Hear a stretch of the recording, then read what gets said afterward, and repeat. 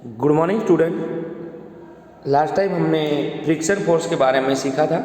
Now today we are learning about factors affecting friction. Friction को affect कौन से factor करते हैं, तो उसके बारे में थोड़ा बहुत मैंने आपको समझाया भी था। रफ सरफेस, स्मूथ सरफेस, वो भी आपको समझाया था। So here are some activity. So we are performing activity 12.2। So 12.2 में क्या करना है, tie a string out of brick. एक डोरी को ऐसे एक ब्रिक के ऊपर हमको बांधना है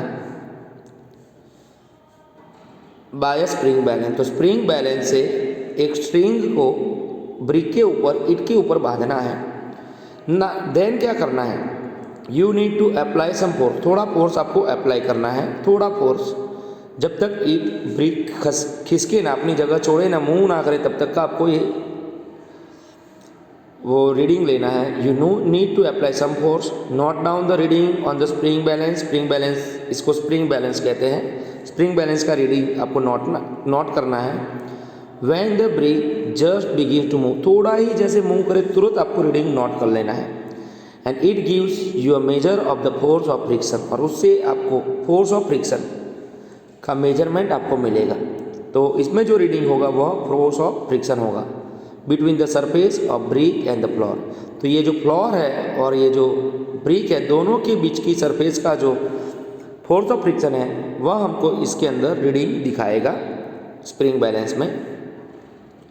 now wrap a piece of polythene around. Now फिर नेक्स्ट एक्टिविटी में क्या करना है, now wrap a piece of polythene around the brick. ये ब्रिक के आसपास एक पॉलीथीन बैग, प्लास्टिक बैग जो होती है, उसको लगा देना है और फिर से उसको बांध देना है डोरी से।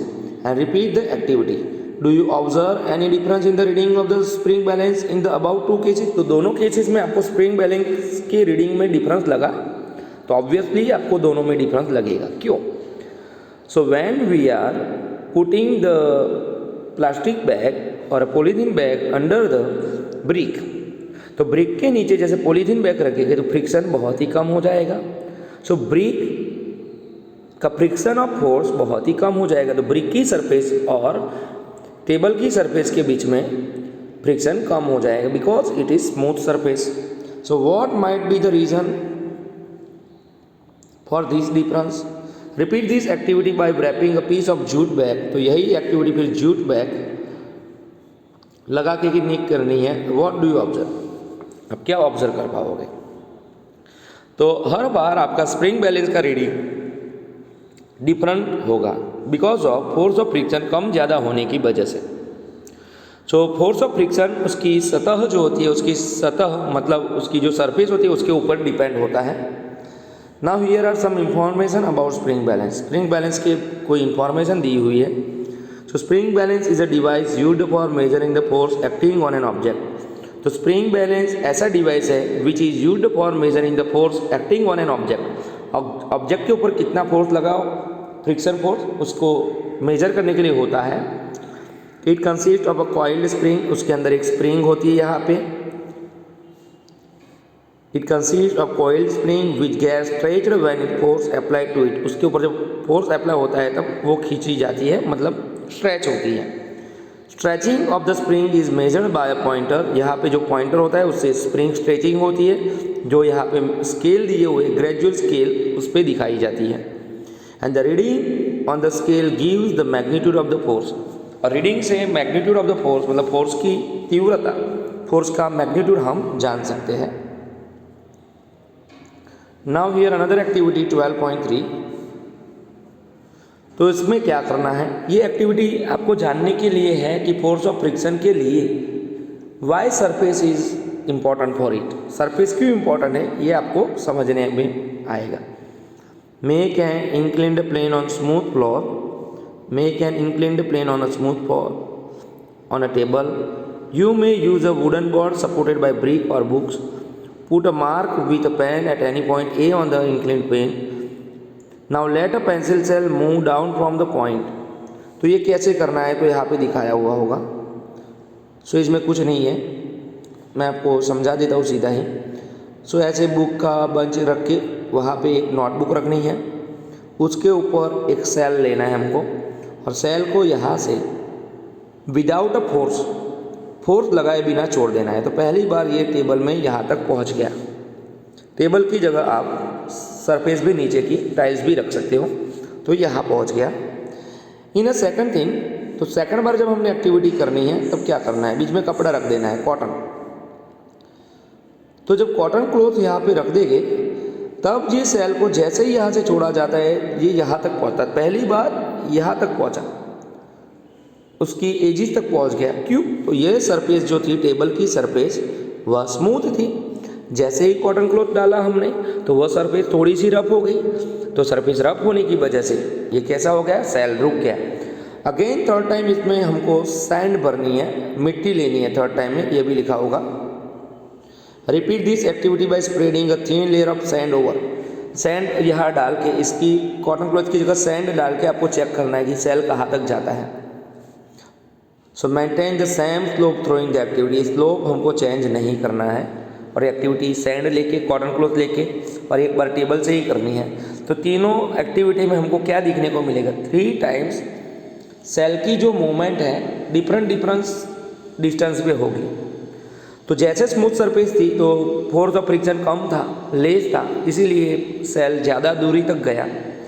सेकंड कॉटन क्लॉथ में मीडियम थी, फोर्स ऑफ फ्रिक्शन थोड़ा मीडियम था तो यहाँ तक पहुँचा।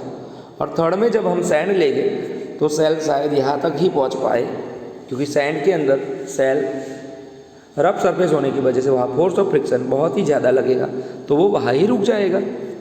सो ये एक्टिविटी से आपको समझ में आया होगा सरफेस क्यों इम्पोर्टेंट है। सो डज द, यहाँ पे क्वेश्चन दिए हुए हैं, does the distance covered depend on the nature of surface on which cell moves. क्या डिस्टेंस जो था covered depend on the nature of surface, surface का जो नेचर है, सरफेस का nature rough surface and smooth surface, उसको nature कहते हैं उसका, तो उसके ऊपर सेल डिपेंड है। Yes. Could the smoothness of the surface of cell also affect the distance traveled by it? Yes. So यहाँ से हमको सीखने को मिला friction is caused by the irregularities on the two surfaces in contact. Why friction is produced? So friction is caused by the irregularities of the on the two surfaces in contact. Friction is caused by the irregularity on the two surfaces in contact. Even those surfaces which appear very smooth have a large number of minute irregularity on them. Smooth surface में भी बहुत सारी irregularity होती है, but बहुत ही छोटी होने की वजह से हम नहीं देख पाते हैं। Irregularities on the two surfaces look into one another. When we attempt to move any surfaces, we have to apply force to overcome interlocking.